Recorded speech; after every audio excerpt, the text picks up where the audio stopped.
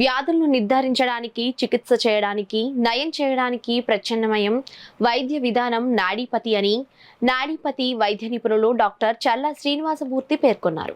బోట్ల ఉద్యానవనంలో walkers సంఘం ఆధ్వర్యంలో నాడీపతి వైద్యులు డాక్టర్ పి. కృష్ణమరాజు సౌజన్యంతో ఉచితంగా నాడీపతి వైద్య శిబిరం జరిగింది. ఈ సందర్భంగా ఆయన మాట్లాడుతూ ఎటువంటి మందులు వాడకుండా రోగికి చికిత్స చేయడమే నాడీపతి వైద్య విధానమని అన్నారు.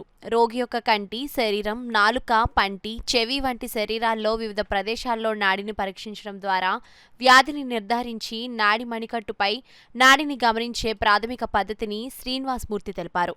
అనంతరం వైద్య చికిత్సలు నిర్వహించారు. ఈ కార్యక్రమంలో వాకర్స్ సంఘం అధ్యక్షులు అడబాల రత్నప్రసాద్, కార్యదర్శి డాక్టర్ దాసరి శ్రీధర్, కె. శ్రీరామరాజు, చింతలపల్లి సుబ్బారావు, ప్రసాద్ నాయుడు తదితరులు పాల్గొన్నారు. ఇక్కడ వాకింగ్ అంటే ఫిజికల్ హెల్త్కి ప్రిపేర్ చేస్తున్నాం. కొంతమంది డాక్టర్స్ వాకింగ్ చేయమన్నారని చెప్పి ఓవర్గా వాకింగ్ చేస్తున్నారు. నేను అబ్జర్వ్ చేసింది అది కూడా మంచిది కాదు.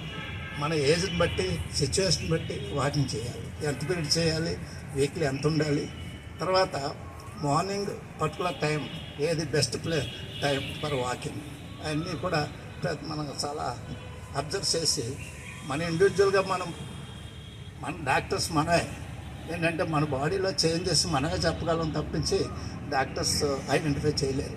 అది చేతంటే మనం ఎప్పటికప్పుడు అబ్జర్వ్ చేసుకుంటూ ముందుకెళ్తాం. ఇది ప్రతి ఒక్కరూ అబ్జర్వ్ చేసుకుంటూ హ్యాపీగా జీవితం గడపాలని కోరుకుంటున్నాం. ప్రత్యామ్నాయంగా సుమారు 100 థెరపీస్ చేసి అంటే మెడిసిన్ లేకుండా రోగాన్ని తగ్గించాలనే ఉద్దేశంతో ఈ వైద్య విధానాన్ని కనుక్కొని ప్రతి ఒక్కరికి మన వైద్యం చేసుకుంటూ నయం చేస్తున్నారు.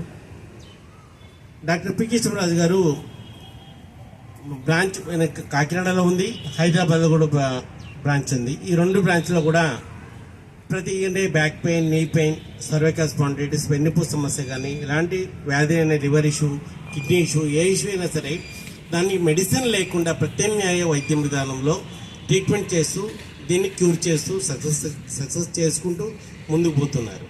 ఈ విధానం ఎలా చేస్తారంటే ఒక వ్యాధికి అనుగుణంగా దానికి సంబంధించిన ఆల్టర్నేట్ వైద్య పద్ధతి ద్వారా ట్రీట్మెంట్ చేసి నయం చేస్తున్నారు.